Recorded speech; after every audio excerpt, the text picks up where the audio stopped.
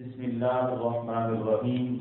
قال الله تبارك وتعالى في القرآن المجيد والفرقان الحميد: وكيف تكفرون وأنتم تتلى عليكم آيات الله وفيكم رسوله ومن يعتصم بالله فقد هدي إلى صراط مستقيم. صدق الله العظيم. إن الله وملائكته يصلون على النبي يا أيها الذين آمنوا صلوا عليه وسلموا تسليما. اللهم صل على سيدنا ومولانا محمد وعلى آله وصحبه وبارك وسلم. لاکھوں کروڑوں شکر اور لاکھوں کروڑوں حمد اس رب جلیل کی کہ جس نے لقد من اللہ کہہ کر اپنا سونا حبیب ہمیں عطا فرما دیا. کروڑوں درود اس ہستی پر جو وجہ تخلیق کائنات ہے، بے کسوں کی کس ہے، بے بسوں کی بس ہے، بے سہاروں کی سہارا ہے، بے چاروں کی چارہ ہے، غریبوں کی حامی ہے، یتیموں کی والی ہے اور ہم جیسے نداروں کے آقا ہے. اور سلام اس حسین پر کہ جس نے مرنے کو جینا بنا دیا. سلام اس حسین پر کہ جس نے جھکے ہوئے سروں کو جینا سکھا دیا. اور سلام النجوم الہدا پر، ان اصحاب رسول پر کہ جن کے کف پاک کی خاک ہمارے سروں کا تاج ہے.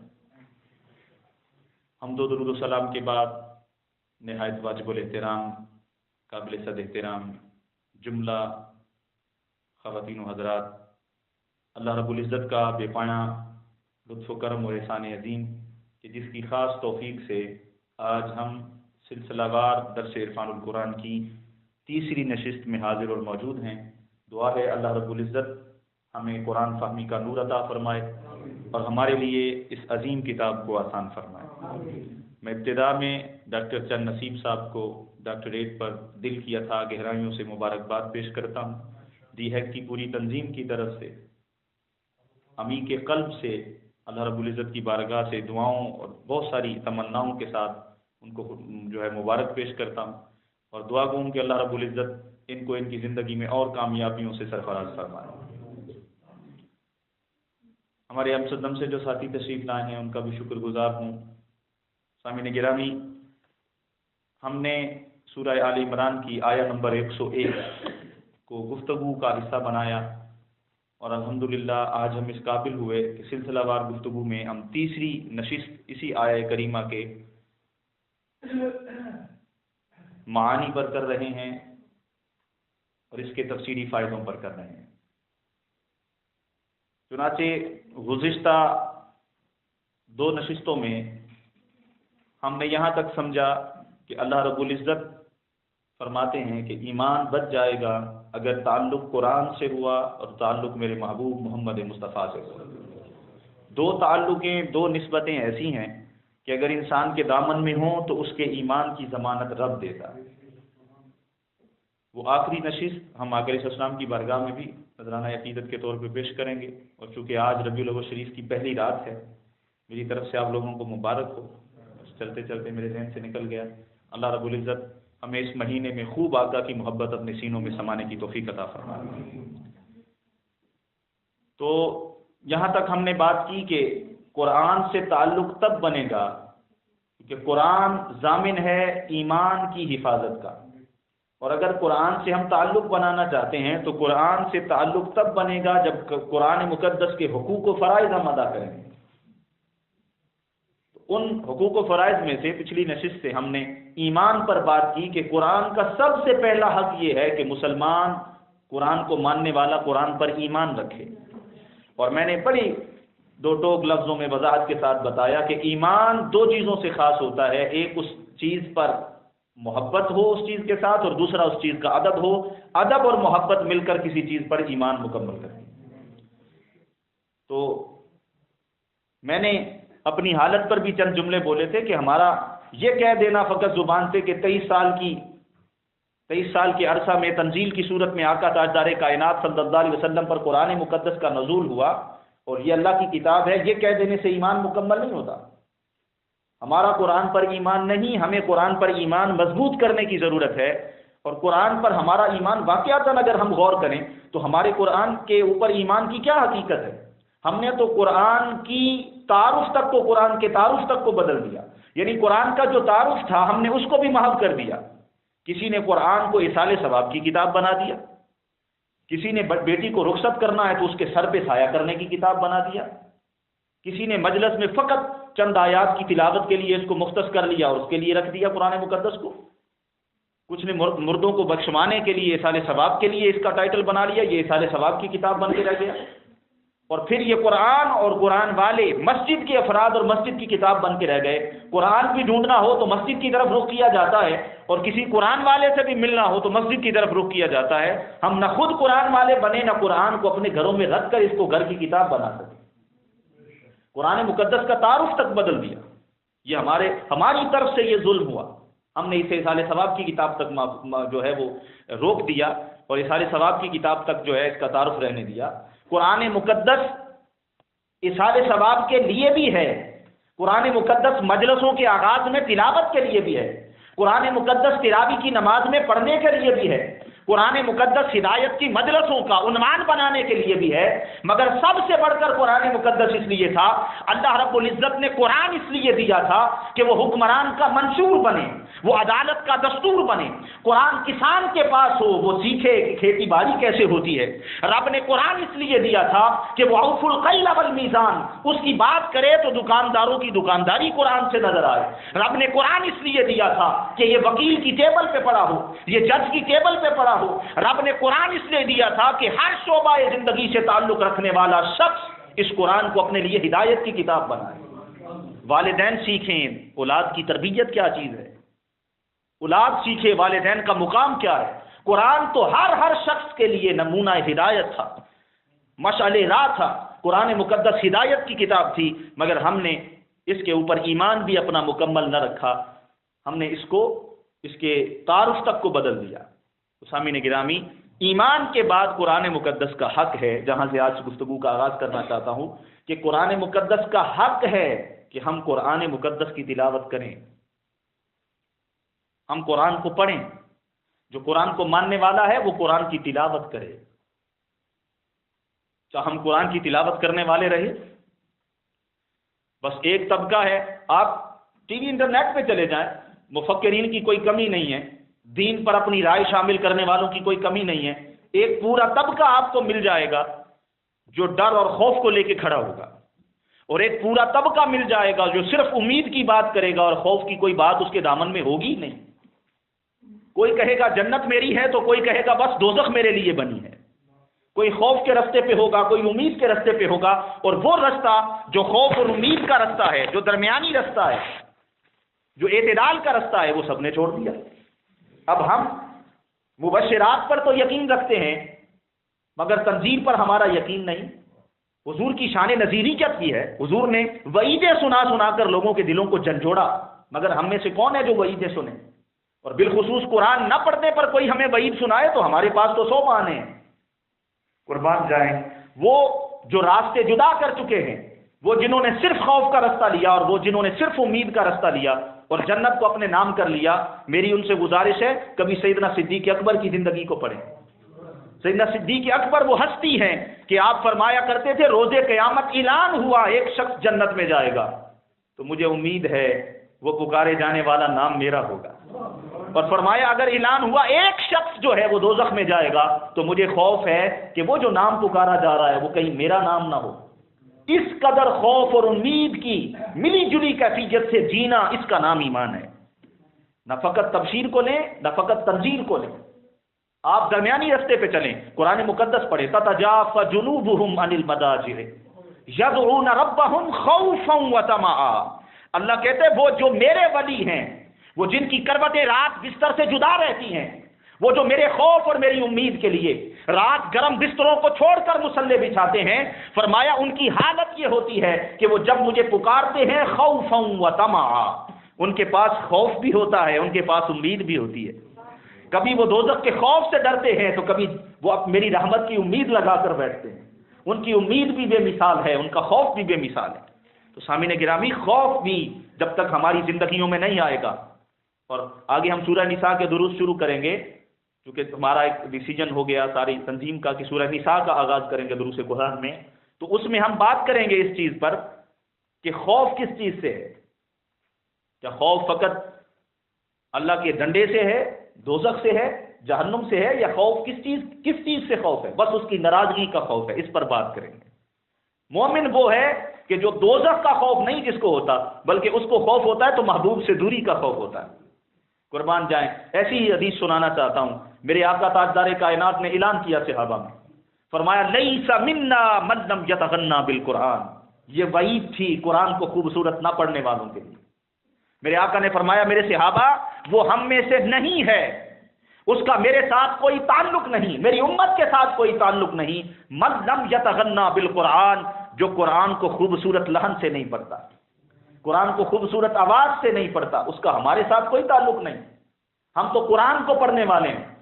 قربان جائیں، صحابہ کے کانوں سے، صحابہ کی سماعتوں سے جب یہ وعید ٹکرائی، بہت سے صحابہ حضور کی بارگاہ میں آئے جو تھتلاتے تھے، جن کی زبان تھتلاتی تھی، حضور کی بارگاہ میں آ گئے. اور پھر ایک حدیثوں کا سلسلہ ہے، حضور سے پوچھا یا رسول اللہ جس کی زبان تھتلاتی ہو اس کے بارے میں قرآن پڑھنے کے حوالے سے کیا حکم ہے؟ میرے آقا نے فرمایا ڈرو نہیں، جس کی زبان تھتلاتی ہو مگر وہ دل سے کوشش کرتا ہو قرآن پڑھنے کی، وہ قرآن کو پڑھنے کی کوشش کرتا ہو. فرمایا کوشش کرنے والے اور تھتلا کے پڑھنے والے کے لیے دوہرا اجر ہے.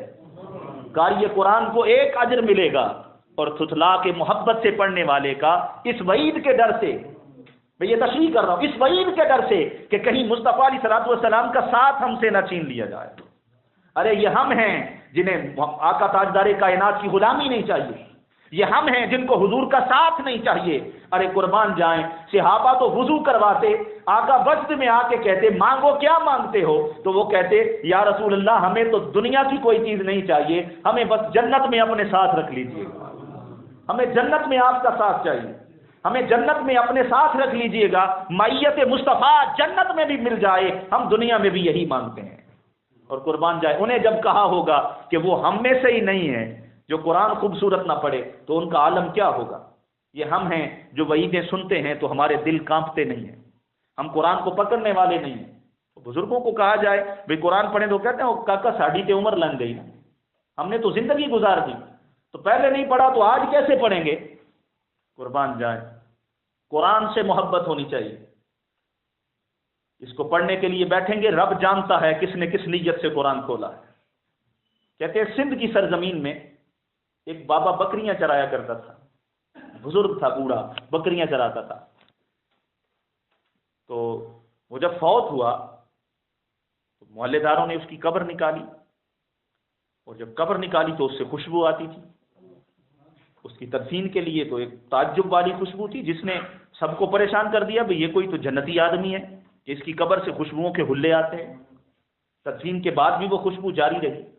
تو اس کی قبر کا یہ منظر دیکھ کر سارے اس کے گھر چلے گئے، اور جا کے اس کے گھر والے جو چاچی تھی یا خالہ تھی اس سے پوچھا بھئی اماں بتا تو صحیح، ہم نے تو یہ دیکھا تھا کہ سارا دن بکریاں چراتا ہے اور بکریاں چرا کے شام کو گھر آ جاتا ہے، تو ہم نے تو اسے بکریاں چراتا ہی دیکھا ہے، یہ گھر میں آ کے کوئی ایسا عمل تو نہیں کرتا، کوئی ولی تو نہیں تھا، کوئی اللہ والا تو نہیں تھا، کوئی بزرگ تو نہیں تھا، کیا اس کی ساری راتیں اللہ رب العزت کی بارگاہ میں سجدے کرتے تو نہیں گزرتی تھی، کہیں یہ چھپا رستم تو نہیں تھا. اماں نے کہا بھئی اور تو اس کا کوئی کام میں نہیں جانتی، ہاں اتنا جانتی ہوں کہ جب بکریاں چرا کے آتا تھا تو گھر پہ آ کے اپنی چارپائی کے سرہانے پر رب کا قرآن رکھ لیتا تھا. کہتی ہے پھر یہ جب قرآن کھولتا تھا تو پڑھا ہوا نہیں تھا، لفظ کوئی پڑھنا نہیں آتا تھا، قرآن کھولتا تھا تو لفظ پڑھنے نہیں آتے تھے تو پھر روتا تھا اور اپنے آپ کو کوستا تھا اور کہتا تھا کہ تو نے کیا کر دیا زندگی میں کہ تو اپنے محبوب کا کلام بھی نہیں پڑھ سکتا. فرماتے بس اسی رونے رونے میں پھر یہ قرآن پہ انگلیاں گھماتا تھا، اس کی سطروں پہ انگلیاں گھماتا تھا، اور پھر جب سطر ختم ہوتی تو اپنے رب سے مخاطب ہو کے کہتا تھا مولا تو نے اس سطر میں جو کچھ لکھا ہے سچ لکھا ہے، تیری اس سطر میں تو نے جو فرمایا ہے حق فرمایا ہے. بس اس کے کلام کی تصدیق کرتا تھا اور قرآن مقدس پہ انگلیاں گھماتا تھا. ہم میں سے کوئی انگلیاں گھمانے والا بھی نہ رہا.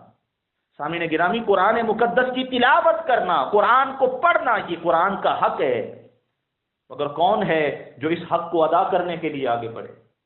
کون ہے جو اس حق کو ادا کرنے کے لیے اپنے آپ کو پیش کرے؟ ہم قرآن پڑھتے ہیں. دیکھیے میں یہ نہیں کہتا کہ یہ اس طرح قرآن پڑھنا جائز نہیں ہے، جائز ہے.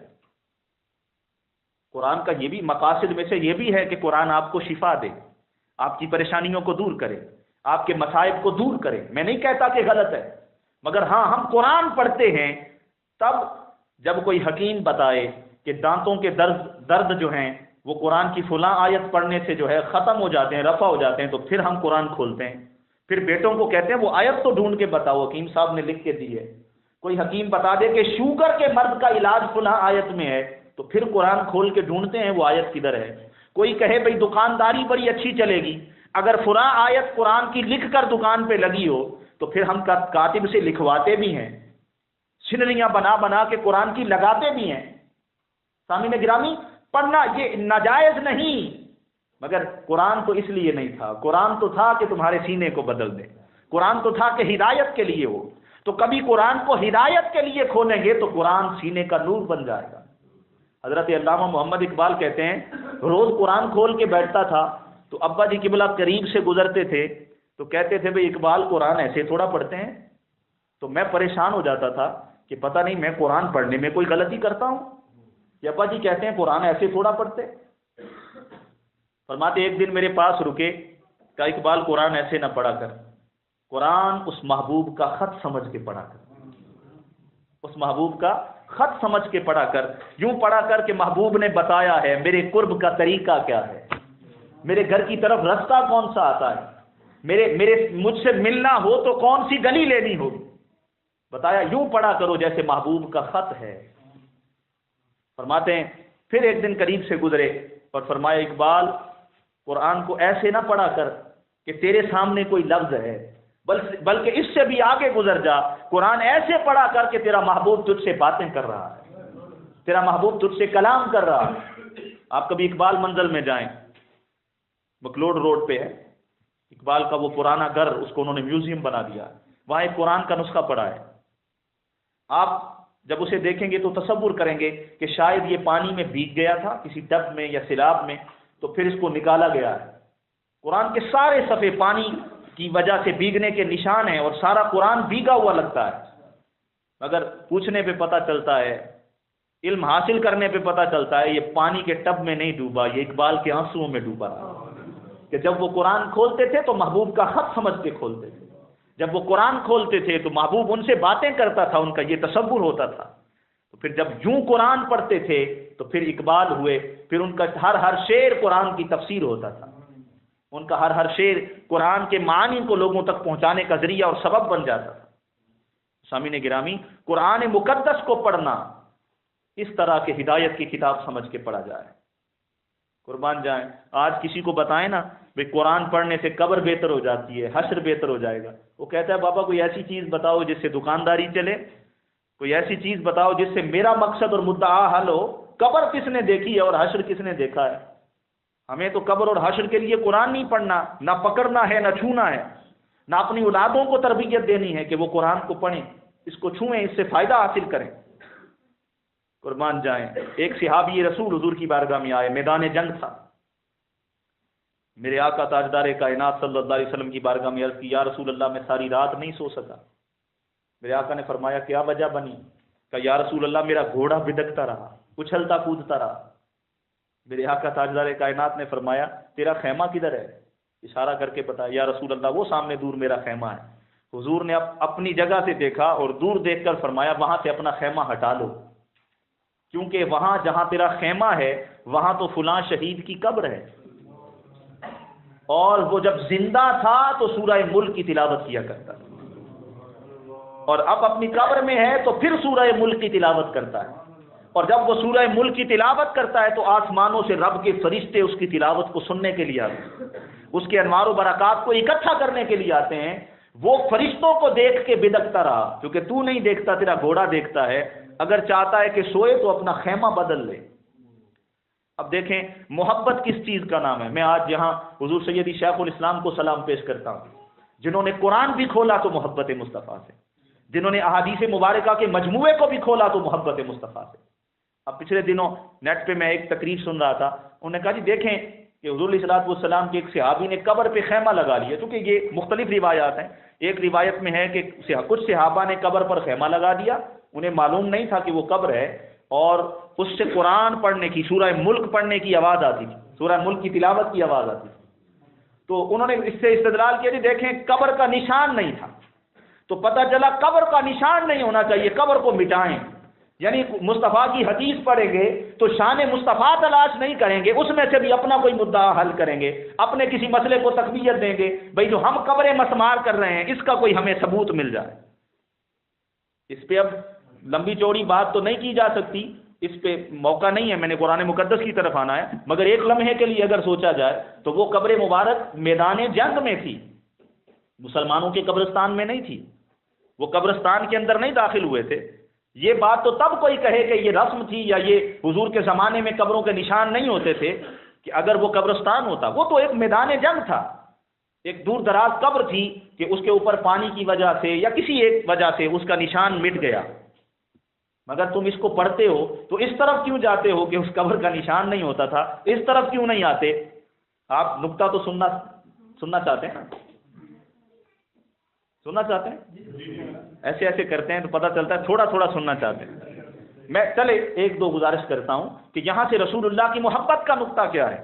ارے کبھی سینے میں محبت مصطفیٰ ہو تو نظریں تو اس طرف جاتی ہیں. ارے وہ صحابی رسول اگر جانتے ہوتے کہ یہاں قبر ہے تو کبھی خیمہ نہ لگاتے. معلوم پڑا ان کو خبر نہیں ہوئی کہ یہاں قبر ہے، مگر قربان جائیں جس کے غلام کی قبر تھی اسے معلوم تھا کہ میرے غلام کی قبر کہاں ہے. میں صدقے جاؤں اپنے آقا کے. ارے رسول اللہ صلی اللہ علیہ وسلم، نقطہ یہ دینا چاہتا ہوں، لوگوں جن قبروں کے نشان مٹ جائیں اور جن قبروں کو کوئی نہ جانتا ہو ان قبروں کو بھی کوئی جانتے ہیں تو محمد مصطفیٰ صلی اللہ علیہ وسلم جانتے ہیں. اور نہ فقط آقا قبر کو جانتے ہیں بلکہ قبر والے کی ظاہری زندگی کو بھی جانتے ہیں اور برزخی زندگی کو بھی جانتے ہیں. آقا جانتے ہیں زندہ تھا تو اعمال صالحہ کیا کیا کرتا تھا، اور آقا جانتے ہیں قبر میں ہے تو کیا اعمال کر رہا، اس کی حالت کیا ہے. اور یہاں ایک اپنی صلاح کا نقطہ یہ ہے، سامعین گرامی، ہماری ساری زندگی قبروں کو پکا بنانے میں گزر جاتی ہے، اس بات پہ گزر جاتی ہے مال کماتے کہ ہم جائیں تو قبر ہماری شاندار ہو. سامعین گرامی، قبر کچی بھی ہوگی تو کام چلے گا، نشان مٹا بھی ہوگا تو کام چلے گا، مگر اگر مصطفیٰ کی غلامی نہ ہوئی تو کام بننے والا نہیں ہے، اگر نسبت قرآن نہ ہوئی تو کام بننے والا نہیں ہے. اس حدیث سے ایک بات سمجھنے کو یہ بھی ملتی ہے کہ لوگوں قبریں پکی بننے سے جنت نہیں بنتی، قبریں مصطفیٰ سے تعلق غلامی پکا ہونے سے بنتی ہیں. ارے ہر وہ قبر جنت ہوگی، ہر وہ قبر جنت کا منظر پیش کر رہی ہوگی جو غلامی مصطفیٰ صلی اللہ علیہ وسلم کو لے کے جائیں گے تو قبر جنت بن جائے، جس میں غلام مصطفیٰ ہوگا، جس میں رسول اللہ کی اطاعت کرنے والا فرد ہوگا، آقا کے کہنے پر قرآن پڑھنے والا فرد ہوگا، اس کی قبر جنت بن جائے. سامعین گرامی، ہمیں قرآن کی تلاوت سے محبت نہ رہی، ہم قرآن کی تلاوت کرنے والے نہ رہے. ضرورت ہے کہ جیتے جی اپنے مشاغل میں، اپنے عمل میں قرآن مقدس کی تلاوت کو لے آئیں. کبھی سوچیں، میں اپنے آپ کو بھی قصوروار ٹھہراتا ہوں، کبھی ہم نے ہدایت کے لیے، کبھی اس قرآن سے نور لینے کے لیے قرآن اٹھایا، رمضان سے رمضان آ جاتا ہے، سال گزر جاتا ہے، ہمارے گھر کا قرآن ہمیں پکار پکار کر صدائیں دیتا ہے، ہمارے گھر کے قرآن پر پڑی ہوئی گرد ہمیں ندائیں دیتی ہے، ہمارے قرآن کا بند غلاف، وہ جو قرآن مقدس پر غلاف چڑھا ہوا ہے اور وہ بند ہے، وہ بند غلاف ہمیں آوازیں دیتا ہے کہ بندے اٹھ اور مجھے پکڑ لے. حضرات گرامی، مگر ہم اس قرآن کو پکڑنے کے لیے تیار نہیں ہوتے. اور جس کے گھر کے قرآن پہ گرد ہوگی، بتائیے اس کے افکار پہ گرد ہوگی یا نہیں ہوگی، اس کے معاملات پہ گرد ہوگی یا نہیں ہوگی. تو قرآن مقدس ہماری ہدایت کے لیے، اور اس کا حق ہے کہ اس کی تلاوت کی جائے، اس کو پڑھا جائے. میں بہت ساری باتیں آج اس لیے چھوڑ رہا ہوں کہ اگر میں ان کو بیان کروں گا تو پھر اور لمبا ہو جائے گا سلسلہ. میں چاہتا ہوں ایک حقوق قرآن مقدس کا، ایک حقوق کہ قرآن کا سننا، آج اس کو بھی شامل کر لیا جائے. وگرنہ کتابیں بڑی پڑھی ہیں، احادیث کی کتابیں بڑی پڑھی ہیں کہ جو قرآن پڑھتے ہیں ان کے فضائل کیا ہیں. میرے آقا صلی اللہ علیہ وسلم نے قرآن پڑھنے والوں کے فضائل بتائے. میرے آقا نے فرمایا جس کے سینے میں قرآن کا کچھ حصہ بھی نہیں ہے وہ اس کا دل ویران گھر کی مانند ہے. ایک ویران گھر کی جو حیثیت ہے اس کا دل ویسا ہے. قربان جائیں. اور حضور نے فرمایا جو قرآن پڑھتا ہے قرآن اس کے لیے مبشرات کا ذریعہ بن جاتا ہے. قرآن اس کے لیے بشارت ہے جو قرآن پڑھے گا. سامعین گرامی، قرآن کی تلاوت کرنی چاہیے، اور اس دیار کفر میں ہمیں بڑھ چڑھ کر قرآن مقدس کی تلاوت خود بھی سیکھنی چاہیے اور اپنے بچوں کو بھی سکھانی چاہیے. اپنے بچوں کے لیے میں آپ لوگوں کو کہوں گا کہ آپ سیریس ہو جائیں ان کے قرآن پڑھنے کے حوالے سے. ہمارے جیتے جی اپنے بچوں کو ایک تحفہ نماز کا دے کے جائیں، دوسرا قرآن مقدس کی تعلیم کا دے کر جائیں. یہ دو چیزیں انہیں ملی تو کسی وقت بھی اللہ ان کو ہدایت دے گا. وہ دنیا میں اگر پڑھ بھی جائیں گے تو کبھی یہ قرآن سینے سے لگائیں گے تو اللہ ان کے سینے کو منور کر دے گا. اگر وہ اس کو پڑھنا ہی نہیں جانتے ہوں گے، اس کے ساتھ آشنائی نہیں ہوگی، اس کے ساتھ واقفیت نہیں ہوگی، تو کبھی بھی وہ اس کی طرف آنے والے نہیں ہیں. دو چیزوں سے شناسائی کروا جائیں، ایک نماز سے اور دوسرا قرآن مقدس سے. اور قربان جائیں پھر قرآن کا سننا، یہ قرآن کا حق ہے. جو قرآن کو سنے گا نہیں، پڑھے گا نہیں، اس پر ایمان نہیں لائے گا، اس کا تعلق قرآن سے نہیں بن پائے گا. یار قرآن زبان ساتھ نہیں دیتی تو کیا کان بھی نہیں سنتے؟ کیا ہمارے کان بھی بہرے ہو گئے؟ کیا ہمارے پاس اتنی استطاعت نہ رہی کہ ہمارے فون، ہمارے لیپ ٹاپ یا ہماری کسی ڈیوائس میں جہاں گانا بجتا ہے وہاں اللہ کے قرآن کی تلاوت ہو، وہاں کوئی قاری قرآن پڑھ کے ہمیں سنائے؟ اور میں بات کر رہا ہوں قرآن سننے سے سینے بدل جاتے. خود آقا تاجدار کائنات صلی اللہ علیہ وسلم قرآن سنا کرتے. خود آقا تاجدار کائنات صلی اللہ علیہ وسلم، میرے مصطفیٰ، میرے حبیب صلی اللہ علیہ وسلم، میرے آقا قرآن سنا کرتے. اور حضور صحابہ کرام کو کہا کرتے کہ مجھے قرآن پڑھ کے سناؤ. حضور آقا تاجدار کائنات صلی اللہ علیہ وسلم نے صحابہ کی بارگاہ میں کئی دفعہ فرمایا کہ مجھے قرآن پڑھ کے سناؤ. بالخصوص آقا تاجدار کائنات حضرت عبداللہ بن مسعود کو کہا کرتے کہ مجھے قرآن پڑھ کے سناؤ. تو عبداللہ بن مسعود جواباً کہتے یا رسول اللہ آپ پہ نازل ہوا ہے تو آپ کو کیا پڑھ کے سناؤں؟ آپ تو مالک قرآن ہیں، آپ نے ہی تو قرآن دیا ہے، آپ کے سینے سے ہی تو قرآن ملا ہے. آقا آپ تو اس قرآن، مطلب یہ ہے کہ آپ کو تو وہ قرآن بھی پتا ہے جو مجھے نہیں پتا، تو آپ صاحب قرآن ہیں، آپ کے قول کا نام قرآن ہے، تو میں آپ کو کیا پڑھ کے سناؤں؟ تو میرے آقا صلی اللہ علیہ وسلم فرمایا کرتے، عبداللہ بن مسعود کو فرماتے انا احب ان اسمع من غیری، فرمایا مجھے محبت ہے اس چیز سے کہ کوئی دوسرا مجھے قرآن پڑھ کے سنائے، میں اس کی آواز میں قرآن کو سنوں، وہ مجھے قرآن پڑھ کے سنائے. اللہ اکبر کبیرہ. یہ ہم ہیں جو قرآن کو سنتے نہیں. میرے آقا صحابہ قرآن پڑھتے، حضور قرآن کو سن کے بے ہوش ہو جاتے. ایک دفعہ صحابہ کرام میں سے کسی نے سورہ مزمل کی آیات پڑھی، انا لدینا انکالا و جحیما. قرآن مقدس کی ان آیات کا آغاز کیا. حضور علیہ الصلوۃ والسلام نے یہ قرآن مقدس کی آیات سنی اور حضور بے ہوش ہو گئے. اتنا آقا علیہ الصلوۃ والسلام کو حظ اور مزہ آیا. یہ بھی ایک معمہ ہے آج کے اس دنیا پرستی کے دور میں. اگر ایسی حدیثیں اور ایسی باتیں لوگوں کو سنائیں، لوگ کہتے ہیں میں مولویاں دیا گلاں نے، والا قرآن سنیا نہیں کوئی بے ہوش ہوتا ہے، چونکہ وہ کیفیت دل میں نہیں ہے. میں نے آغاز میں ان دروس کے کہا تھا کہ انسان 3 چیزوں کا مرکب ہے، اور ان میں سے 2 ہیں، ایک جسم اور ایک روح. اور کبھی آپ پڑھیں جسم کی تو غذائی اور ہے، روح کی غذائی اور ہے. روح کسی اور چیز سے پلتی ہے، روح کسی اور چیز کی تقاضا کرتی ہے، جسم کسی اور چیز سے پلتا ہے. اس کی نسبت مٹی سے ہے تو یہ مٹی سے نکلنے والی بالواسطہ یا بلا واسطہ چیزوں کو اپنی غذا بناتا ہے. اور قربان جائیں روح مالا اعلیٰ ہے، روح امر ربی ہے. وہ جب اعلیٰ اعلیٰ کا ذکر سنتی ہے، وہ جب عرش کے مکینوں کا ذکر سنتی ہے، وہ جب رب کا قرآن سنتی ہے، وہ جب مصطفیٰ کا فرمان سنتی ہے، وہ جب آقا کی نعت سنتی ہے تو روح تڑپتی ہے. اور وہ پرندے کی مانند اس قفس انصری میں تڑپتی ہے، وہ اس مٹی کے پنجرے میں تڑپتی ہے اور اپنے رب کی بارگاہ میں عرض کرتی ہے مولا آج ہی تو مجھے تیرے دیس کا ذکر ملا ہے، آج ہی تو مالا اعلیٰ کا تذکرہ ملا ہے. قرآن پڑھا جائے تو روحیں طاقتور ہو جاتی ہیں، وہ اڑنا چاہتی ہیں. کسی کی تڑپ رب کو پسند آ جائے تو روح قفس انصری سے پرواز کر جاتی ہے.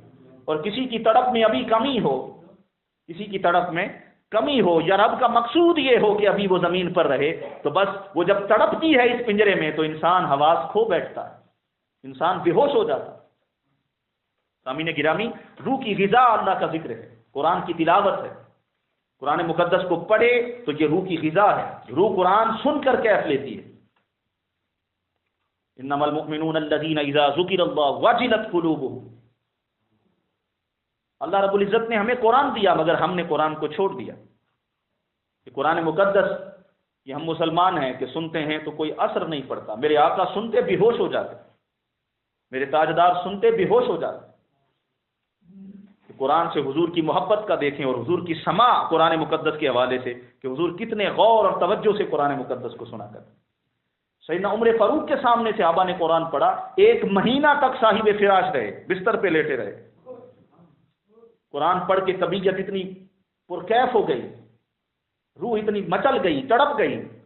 یہ ہم ہیں کہ قرآن تو سنتے ہیں مگر قرآن سن کر بھی ہماری روحیں نہیں تڑپتی۔ یہ 7ویں پارے کا آغاز ہے، سورہ مائدہ آیا نمبر 83، وَإِذَا سَمِعُوا مَا أُنزِلَ إِلَى الرُّسُولِ تَرَىٰ أَعْيُنُهُمْ تَفِيضُ مِنَ الدَّمْعِ۔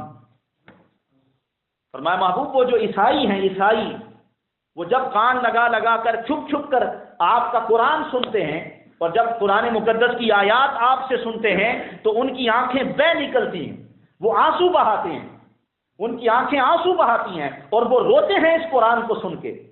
میرے محبوب یہ قرآن کا اثر ہے کہ ان کے کانوں میں قرآن کی آواز پڑتی ہے تو وہ روتے ہیں، وہ آہو بکا کرتے۔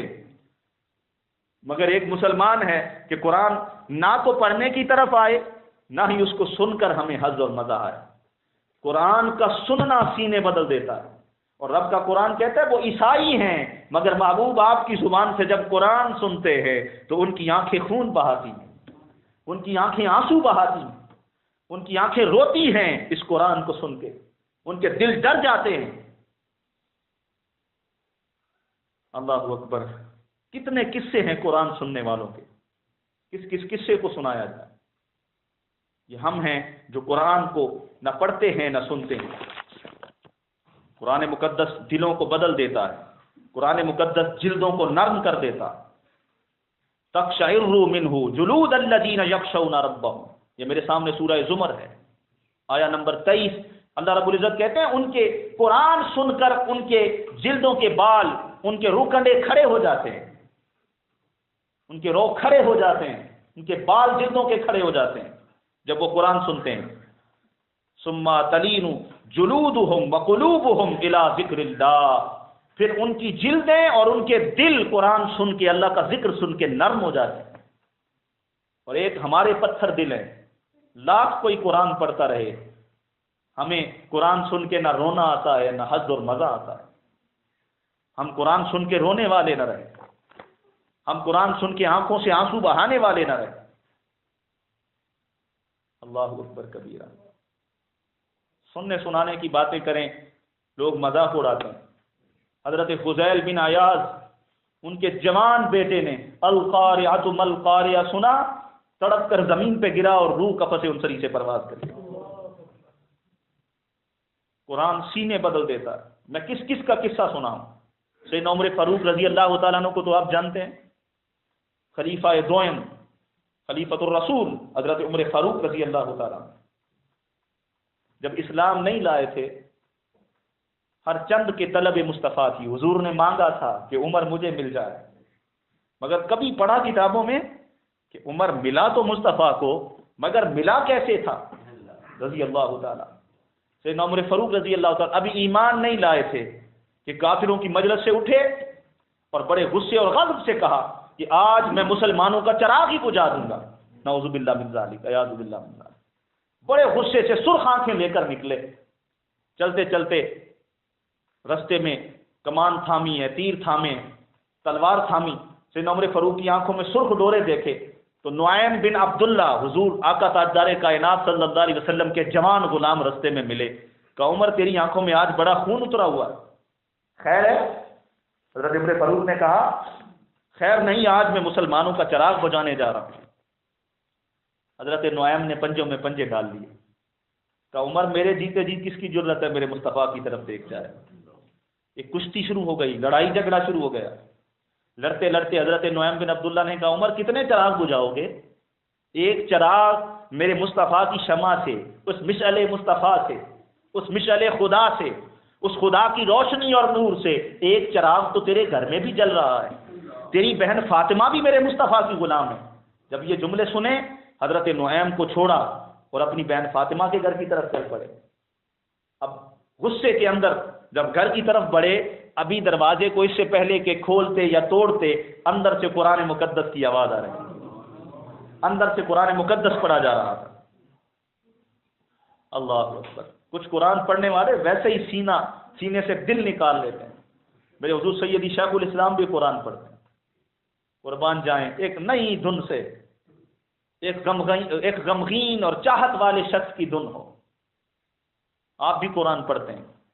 طٰہٰ مَا أَنزَلْنَا إِلَيْكَ الْقُرْآنَ لِتَشْقَىٰ۔ اندر سے سورہ طٰہٰ کے پڑھے جانے کی آوازیں آ رہی تھی۔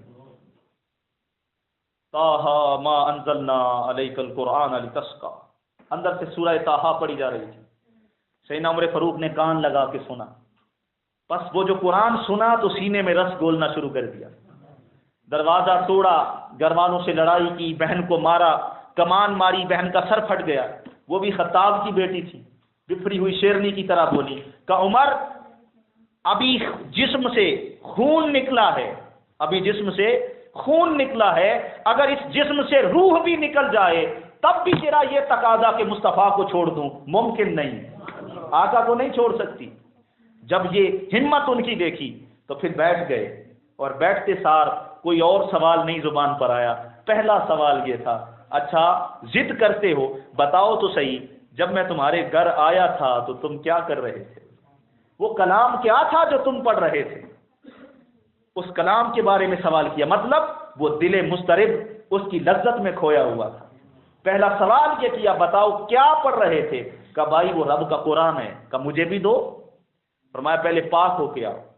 غسل کر کے پاک ہو کے آئے، اسلام کا ارادہ لیا، کلمہ پڑھا، وہاں ہی اسلام قبول کیا۔ اسلام قبول کیا تھا کہ بس کہا کہ میں رسول کو مانتا ہوں، اور پھر قرآن پڑھتے گئے، صحیفے کے چند اوراق ان کو دیے، پڑھتے گئے اور روتے گئے، اور کہنے لگے مجھے حضور کی بارگاہ ملے، میں مسلمان ہونا چاہتا ہوں۔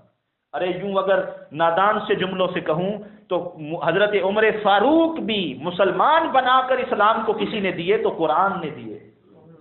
قرآن سننے سے سینے بدل جاتے ہیں، قرآن سننے سے سینوں کے زنگ اتر جاتے ہیں، مگر ہم نے کبھی قرآن کو سننے کی طرف توجہ ہی نہیں کی۔ یہ تو ایک چھٹی ساتویں پرائیورٹی بھی نہ رہی زندگی میں، اور بہت کام ہے، یہ کہاں قرآن پڑھے گا اور کون قرآن پڑھے گا؟ سامعین گرامی، قرآن پڑھنے سے سینے بدل جاتے ہیں۔ نجاشی کا نام سنا ہوگا، ساری رات ابھی اسلام نہیں لائے تھے، ساری رات لوگوں کو جا کر رشوتیں دیتے رہے۔ حضرت ابو سفیان ساری رات جا کر لوگوں کو رشوتیں دیتے رہے، چمڑے کے بنے ہوئے دستانے اور طرح طرح کی چیزیں ان عیسائیوں کو رشوت کے طور پہ دیتے رہے، صرف اس لیے کہ صبح جب ہم نجاشی کے دربار میں بات کریں تو تم سارے پادری ہمارا ساتھ دینا۔ اور صبح جب جا کر نجاشی کے دربار میں بات کی کہ ہمارے کچھ لوگ یہاں بھاگ کر آ گئے ہیں، ریفیوجیز، ان کو واپس ہمارے ساتھ بھیج دو، تو آپ نجاشی نے کہا پہلے ان لوگوں کو تو بلاؤ، میں ان کی بات سنوں۔ سارے عیسائی پادریوں نے بھی کہا جی کیا بات سننی ہے، بس ان کے ملک کے وہ بگوڑے ہیں، بھاگ کر آئے ہوئے ہیں، ان کے حوالے کر دیے جائیں۔ نجاشی نے کہا نہیں، میں ان کی بات سننا چاہتا ہوں۔ حضرت جعفر طیار کو بلایا گیا، کوئی لمبی چوڑی تقریر نہیں، بس بتایا تعارف کیا ہے کہ ہم مصطفیٰ کے غلام ہیں، نجاستوں میں تھے، پریشانیوں میں تھے، آقا نے آ کر ہمیں پریشانیوں سے نکال لیا، بس اس نبی کے غلام ہیں۔ کہا اچھا وہ قرآن تو پڑھو، تمہارا قرآن، تمہارا نبی حضرت عیسیٰ و مریم کے متعلق کیا کہتا ہے، پڑھو تو صحیح اس قرآن کو۔ سورہ مریم کی تلاوت شروع کی، قاف ہا یا عین صاد، کوئی لمبی چوڑی تقریر نہیں، سورہ مریم کو پڑھنا شروع کر دی۔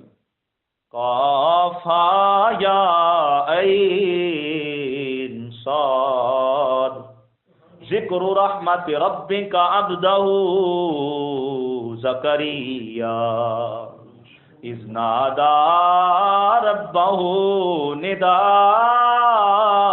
خفيا۔ قرآن پڑھتے گئے اور پڑھتے پڑھتے سورہ مریم کو جب یہاں پہنچے قال انی عبداللہ آتانی الکتاب وجعلنی نبیا. نجاشی بھی رو رہا تھا، عیسائی دربار کے سارے عیسائی بھی رو رہے تھے، وہ قرآن سن کے رو رہے تھے. نجاشی نے زمین سے تنکا پکڑ کے کہا جو تیرے قرآن نے حضرت عیسیٰ و مریم کے متعلق بتایا ہے وہ اس تنکے سے بھی زیادہ اور کچھ نہیں ہے، جو قرآن نے بتایا ہے بس وہی ہے. اور پھر حضرت جعفر کو اشارہ کیا اور آئے ان کو سینے سے لگایا. اور حضرت جعفر طیار کے کانوں میں نجاشی نے کہا اے جعفر حضور سے ملاقات ہو تو آقا کو بتانا ان کے غلاموں میں ایک نام نجاشی کا بھی لکھنا ہے. میں قرآن پہ بھی ایمان لاتا ہوں، میں خدا پر بھی ایمان لاتا ہوں، میں ان کی رسالت اور آقا محمد صلی اللہ علیہ وسلم کی رسالت پر بھی ایمان لاتا ہوں. مسلمان ہو گیا اور کان میں سب کہہ دیا کہ حضور کو جا کے یہ کہہ دے. کس نے اس کے سینے کو بدل دیا؟ قرآن مقدس کی تلاوت میں. اور ادھر ہم ہیں، ہمارے پتھر دل تس سے مس کرنے کے لیے قرآن کی تلاوت سن کے تیار نہیں ہیں. کیوں؟ رغبت نہیں رہی، دوری آ گئی، زمانے کی گرد پڑ گئی. قرآن کو سنے ہوئے عرصہ گزر گیا، قرآن کو پکڑے ہوئے عرصہ گزر گیا. قرآن مولوی کی کتاب بن گیا، قرآن مسجد کی الماری میں پڑھی جانے والی کتاب بن گیا، قرآن کبھی کبھار بچوں کو پڑھانے کی کتاب بن گیا، قرآن جنازے اور میت کی کتاب بن گیا، قرآن بچی کے سر پہ سایہ کرنے کے لیے بن گیا. ارے ہم نے قرآن کے تعارف کو بدلا، قرآن کی حمیت کو چھوڑا، یوں قرآن میں اور ہم میں دوری آ گئی. اب لاکھ قرآن بھی پڑھا جائے تو سینہ نہیں بدلتا. یہ قصور قرآن کا نہیں ہے، قرآن کی برکتیں آج بھی اسی طرح ہیں. قرآن آج بھی سینوں کو بدلنے کے لیے تیار ہے، قرآن آج بھی سینوں کے زنگ اتارنے کے لیے تیار ہے، قرآن آج بھی سخت سے سخت آنکھوں سے آنسو بہانے کے لیے تیار ہے. ارے قرآن اپنی مشعل ہدایت لے کر آج بھی اسی طرح کھڑا ہے. کمی آئی ہے تو ہمارے سینوں میں، خلش آئی ہے تو ہمارے سینوں میں. سامعین گرامی، یہ موبائل پڑا ہے میرے پاس، اس کے اندر ایک فنکشن ہے بلوٹوتھ کا، آپ میں سے اکثر لوگ جانتے ہوں گے. اب میں خالد صاحب مجھے کہیں بھائی اس موبائل سے میرے موبائل میں فلاں فلاں فائل جو ہے وہ سینڈ کر دو. فنکشن ان کے موبائل میں بھی ہے بلوٹوتھ کا، مگر یہ اگر اپنا بلوٹوتھ آف رہنے دیں اور میں آن کر کے لاکھ دفعہ بھی سینڈ کروں، پہلے تو کنیکٹ ہی نہیں ہوگا، کنیکشن ہی نہیں بنے گا. کنیکشن تب بنے گا جب ان کا بلوٹوتھ بھی آن ہو، اور پھر تب بنے گا یہ میری ریکویسٹ کو ایکسیپٹ بھی کریں کہ میں ایکسیپٹ کرتا ہوں، میں قبول کرتا ہوں. یہ قبول کریں گے کنیکشن بن جائے گا. پھر میں ایک چیز یہاں سے وہاں بھیجوں تو یہ پھر آگے سے اسے قبول کریں کہ میں پھر قبول کرتا ہوں، پھر قبول کریں، پھر وہ ان کے موبائل میں چلی جائے گی. اور اگر سرے سے بلوٹوتھ ہی نہ ہو تو یہ فنکشن حاصل ہو سکتا ہے، اور پھر بند رہے تو پھر حاصل ہو سکتا ہے. تو اگر ایک فائل موبائل سے یہاں وہاں کرنے کے لیے کتنے ہمیں سٹیپ اٹھانے پڑتے ہیں، رابطے بنانے پڑتے ہیں، اور ادھر دوسری طرف ہم کہیں بھئی سارا سال قرآن نہیں پڑھا، رمضان میں قرآن پکڑیں اور کہیں بس انہی 30 دنوں میں ہمارا سارا سلسلہ حل ہو جائے. ہماری نوکری سے لے کر دل کی پاکیزگی سے لے کر آنکھوں کے رونے سے لے کر ولی بننے تک، غوث بننے تک، سارے مراتب جو ہیں وہ قرآن ہمیں 30 دنوں میں پورے کروا دے، اور وہ بھی تراویح میں تھوڑی دیر سننے سے ممکن نہیں ہے. قرآن کو دائماً سینوں کا زیور بنانا ہوگا، قرآن کو دائماً سروں کی کتاب بنانا ہوگا، قرآن کو اپنے بچوں کے ہاتھوں میں دینا ہوگا، قرآن کو خود بھی پڑھنا ہوگا، اوروں کو بھی پڑھانا ہوگا. ہمہ وقت قرآن کے نغموں میں جینا ہوگا، ہمہ وقت قرآن کے اصولوں کے مطابق اٹھنا بیٹھنا ہوگا. پھر قرآن سینوں کی زینت بنے گا، پھر قرآن کا ہر حرف تمہاری آنکھوں کو رونے پر مجبور کرے گا. پھر قرآن کی آیت آیت تمہیں رب کے خوف کی دعوت دے گی، پھر قرآن کی آیت آیت سے مصطفیٰ کی شان نظر آئے گی، مگر وہ تب جب ہمارا تعلق قرآن سے بنے گا. سامعین گرامی، قرآن سننے سے سینے بدل جاتے ہیں. قصور قرآن کا نہیں، قصور ہمارے سینوں کے بلوٹوتھ آف ہیں.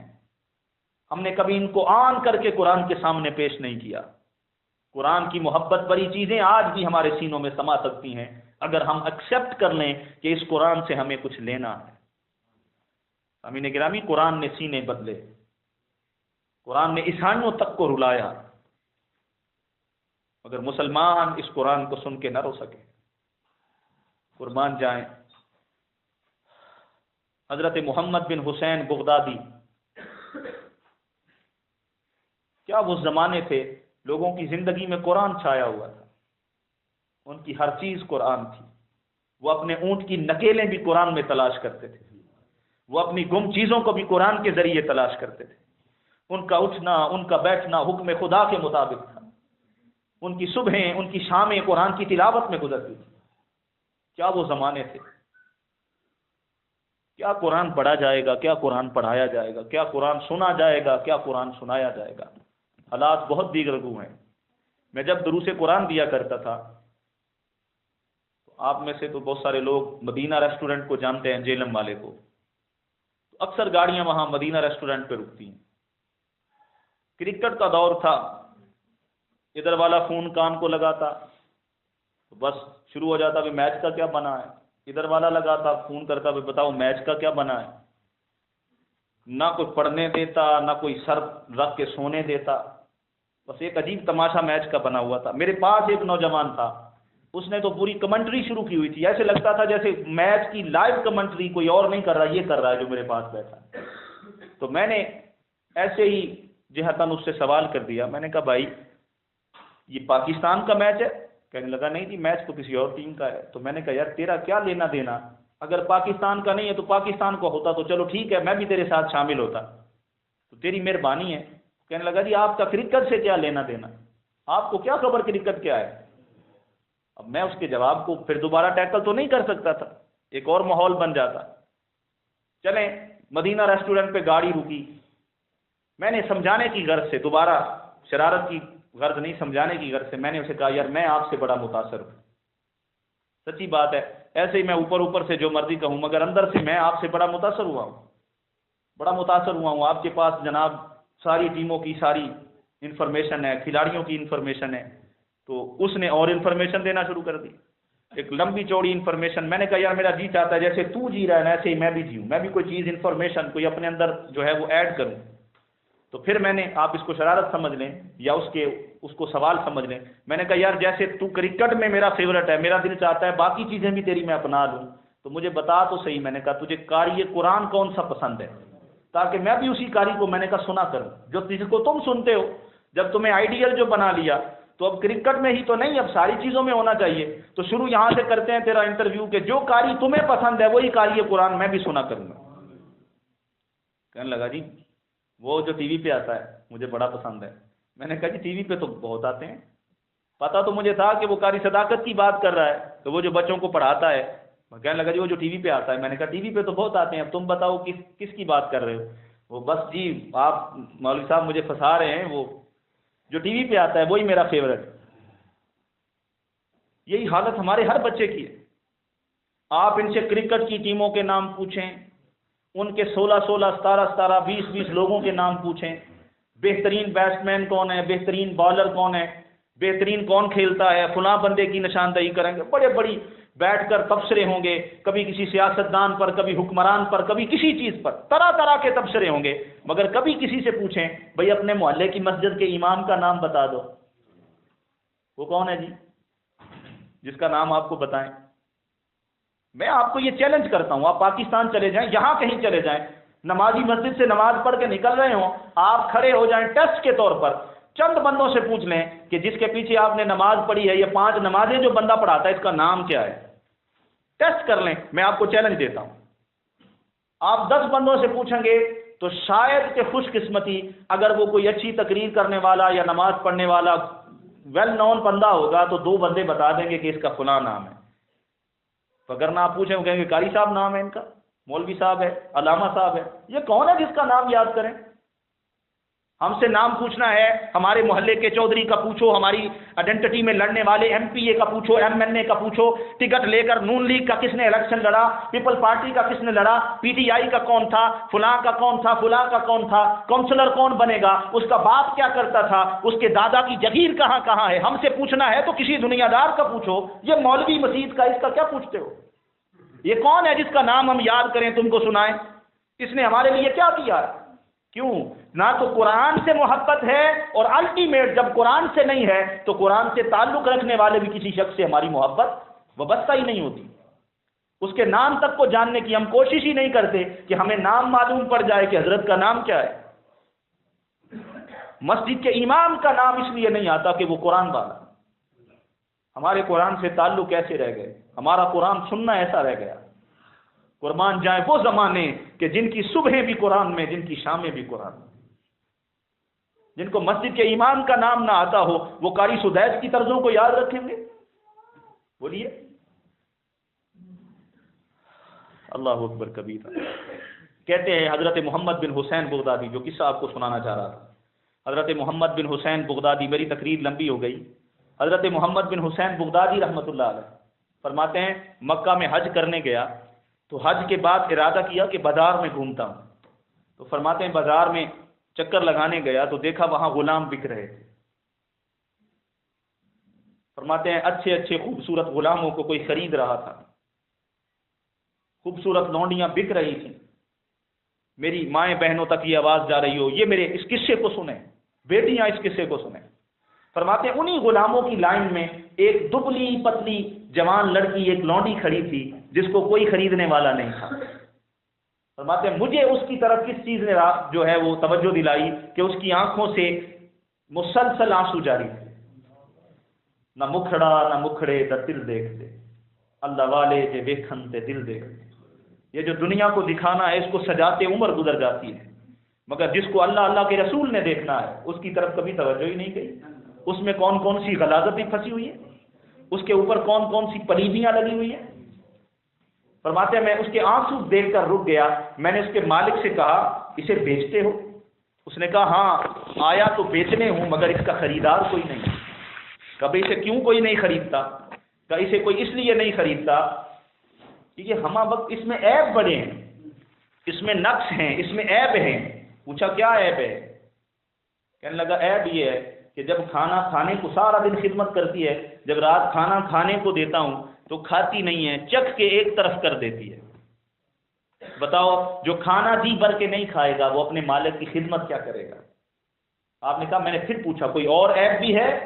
کہنے لگا ہاں ایک عیب اس کا یہ ہے سارا دن میری خدمت کرتی ہے, رات بستر سونے کے لیے دوں تو سوتی نہیں ہے, مصلی بچھا کے بیٹھ جاتی ہے, مصلی بچھا لیتی ہے, رات بھر جاگتی ہے. آپ نے کہا میں نے اور رغبت سے پوچھا کوئی ایسا اور عیب بھی ہے؟ اس نے کہا ہاں ایک عیب یہ ہے بھئی زمانے میں جیتے جی لوگ ہنستے بھی ہیں مگر میں نے کبھی اسے ہنستے ہوئے نہیں دیکھا, جب دیکھو روتی ہے. آپ نے فرمایا ارے یہ کوئی عیب ہے؟ یہ تو جس کا نصیب ہو جائیں وہ رب کے قریب ہو جائے.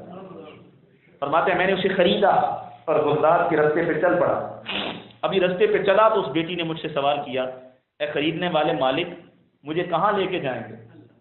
حضرت محمد بن حسین بغدادی نے فرمایا بیٹا میں بغداد کا رہنے والا ہوں, تمہیں بغداد لے کے جاؤں گا. فرماتے ابھی میں نے کہا کہ بغداد لے کے جاؤں گا تو بچی کا چہرہ گلاب کے پھول کی طرح کھل گیا, چہرے پہ خوشی کے اثرات آ گئے, چلتے ہوئے آنسو تھم گئے. میں نے پوچھا بیٹا بغداد میں کوئی اپنا رہتا ہے, کوئی عزیز, کوئی رشتہ دار, کوئی جاننے والا کہ بغداد کا نام سنا ہے تو تیرا چہرہ کھل گیا ہے؟ اس نے کہا جی اپنا تو خدا کے سوا کوئی نہیں. تو بیٹا بغداد کا نام سن کے خوشی کیسی؟ کہنے لگی جی بس عمر گزر گئی لوگوں سے سنتے ہوئے کہ بغداد وہ سرزمین ہے جہاں اللہ کے عاشق رہتے, جہاں محبوب سے محبت کرنے والے رہتے ہیں, جہاں رب کا قرآن پڑھنے والے قاری قرآن رہتے ہیں.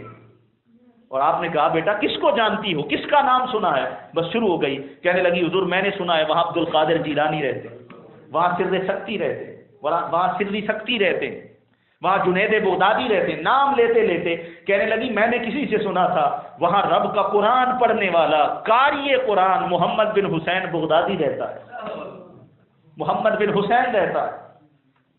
آپ کہتے ہیں میں بھی چونکا. پوچھا بیٹا جانتی ہو؟ کہا جی جانتی کہاں ہوں, میں نے تو نام سنا ہے قرآن پڑھتا ہے تو اڑتے پرندے رک جاتے ہیں, بیٹھ جاتے ہیں, چلتے پانی تھم جاتے ہیں. میں نے تو زندگی میں دعائیں مانگی ہیں کہ مولا مجھے بھی موقع دے, مجھے بھی مہلت دے کہ میں تیرے محمد بن حسین کی زبان سے قرآن سن سکوں. تو خوش اس لیے ہوں کہ آج مقدر سنور گئے. حضرت محمد بن حسین بغدادی نے کہا بیٹا پھر تیرے رب نے تیری دعا قبول کر لی. یہ دیکھ جو گھوڑے پہ بیٹھا ہے کوئی اور نہیں, یہی محمد بن حسین بغدادی ہے جو بغداد میں قرآن کے نام سے جانا جاتا ہے. یا غلام بچی تھی, بھوک اور پیاس میں جینے والی, نہ اپنی ذات کی مالک نہ آزادی کے ساتھ جینے والی, مگر نیت دیکھیں نام کن کے یاد کر رکھے ہیں؟ قرآن پڑھنے والوں کے سینے میں محفوظ کر رکھے ہیں، اور دعائیں ان کے لیے مانگی جاتی ہیں کہ مولا قرآن پڑھنے والوں سے ملا دے۔ یہاں تو 2 نفل پڑھیں تو دنیا کی ساری لسٹ اللہ کی بارگاہ میں رکھ دیتے ہیں، مولا یہ چاہیے دنیا کا، تب تیری بارگاہ میں کھڑے ہیں۔ صدقے جائیں ان کے کہ وہ غلام بھی تھے مگر قرہ سے محبت تھی، قرآن پڑھنے والوں سے محبت تھی۔ حضرت محمد بن حسین فرماتے ہیں جب میرا نام سنا تو مچل گئی، کہنے لگی اگر آپ محمد بن حسین ہیں تو مجھے قرآن پڑھ کے سنائیں۔ فرماتے پھر جب اس نے مجھے کوشش کی اور بار بار کہا قرآن پڑھ کے سنائیں تو میں نے آغاز کیا، بسم اللہ الرحمن الرحیم۔ فرماتے ابھی بسم اللہ پڑھی، بچی سن کر بے ہوش ہو گئی، تڑپ کر زمین پر گری، چہرے پر پانی پھینکا، ہوش میں لا کے پوچھا بیٹا تم قرآن سننا چاہتی تھی، تم بسم اللہ سن کے بے ہوش ہو گئی؟ کہنے لگی حضور بس جب آپ نے کہا الرحمن الرحیم تو میں اپنے محبوب کے ناموں کے حسن میں گم ہو گئی، اور تصور یہ بنا کہ جس محبوب کے نام اتنے خوبصورت ہیں وہ محبوب کتنا خوبصورت ہوگا، وہ رب کتنا خوبصورت ہوگا۔ پھر کہتی ہے قرآن سناؤ، فرماتے پھر قرآن پڑھا، یاسین والقرآن الحکیم، فرماتے قرآن پڑھا، اب زمین پر تڑپ کے گری تو بے ہوش نہیں ہوئی، روح کفس انصری سے پرواز کر گئی، وصال کر گئی۔ فرماتے ہیں اس کا کفن لینے کے لیے واپس لوٹا، کفن لے کر جب اس کے پاس واپس آیا تو اس کی میت سفید بیضاء کفن میں ملبوس تھی، میت پر کفن تھا، سفید بیضاء کفن تھا، اور اس کفن پر تحریر تھی الا ان اولیاء اللہ لا خوف علیہم ولا هم یحزنون۔ حضرت محمد بن حسین فرماتے ہیں ورطائے حیرت میں آسمانوں کی طرف دیکھا، مولا یہ تو کہتی تھی میرا دنیا میں ہے ہی کوئی نہیں، تو یہ کفن کہاں سے آیا؟ فرماتے ہیں ندائے غیبی آئی، محمد بن حسین جو دنیا میں ہمارا بن کر جیتا ہے، ہم کفن کے لیے اسے کسی کا محتاج نہیں کرتے، اس کفن کے لیے ہم نے کیا کچھ نہیں کر دیا، وہی کفن ہوگا۔ یہ جو ساتھی کل ہمارے ساتھ بیٹھے تھے، کیا کیا باتیں نہیں ہوتی رہی جاتے وقت، کس کس حال میں دنیا اس یورپ سے گئی کہ کوئی وارث بھی پیچھے نہ رہا، کوئی میت کو سنبھالنے والا تک نہ رہا، میت کافروں کے مردہ خانے میں پڑی رہی کہ جلائی جائے گی۔ ایسے مسلمان ہونے سے تو بہتر ہے انسان جیتا ہی نہ، یہ سانسیں ملتی نہ۔ اپنے مسلمانیت کو پہچان، قرآن تمہارے سینوں کے زنگ اتارنے کے لیے تیار ہے، اور سب سے بڑھ کر میں بات کرنا چاہتا ہوں، قرآن کا پڑھنا اور قرآن کا سننا یہ اپنے بچوں کا شغل بنائیں۔ چاہتے ہیں کہ آپ کے بعد آپ کی قبر میں بھی دعائیں آئیں، چاہتے ہیں کہ قرآن کے تحفے آئیں، چاہتے ہیں کہ قبر تک بھی آپ کو اللہ رب العزت آپ کی اولاد سے فائدہ دے، تو قاری قرآن بنائیں اولاد کو، قرآن پڑھنے والا بنائیں اولاد کو۔ یہ تبھی ممکن ہے جب آپ اتنی کوشش کریں گے جتنی پیسہ کمانے میں کوشش کرتے ہیں، اس سے زیادہ توجہ کے ساتھ اپنی اولاد کو دیکھیں گے، ان کی تربیت کریں گے، ان کے لیے کوشش کریں گے۔ تو سامعین گرامی، ایمان تب بچے گا جب قرآن سے تعلق ہوگا، اور قرآن سے تعلق تب بنے گا جب قرآن کے حقوق ادا کریں گے۔ میں امید کرتا ہوں انشاءاللہ جو اگلی نشست ہوگی اس میں ہم جو باقی 3-4 حقوق قرآن مقدس کے رہ گئے ہیں ان کو تھوڑا تھوڑا سمجھنے کے بعد قرآن مقدس کے تعلق کی بات کر کے اس چیپٹر کو کلوز کریں گے، اور پھر آگے وفیکم رسول سے گفتگو کو نئے سرے سے آغاز کریں گے، اور سمجھیں گے کہ قرآن وہی فائدے والا ہے جو نسبت مصطفیٰ سے پکڑا، جو مصطفیٰ کی گلی سے گزر کر قرآن پکڑیں گے وہی ہدایت کی کتاب بنے گا۔ دعا ہے اللہ رب العزت ہمیں قرآن سے علم، ادب، محبت اور چاہت سیکھنے کی توفیق عطا فرمائے۔ وما علینا الا البلاغ المبین۔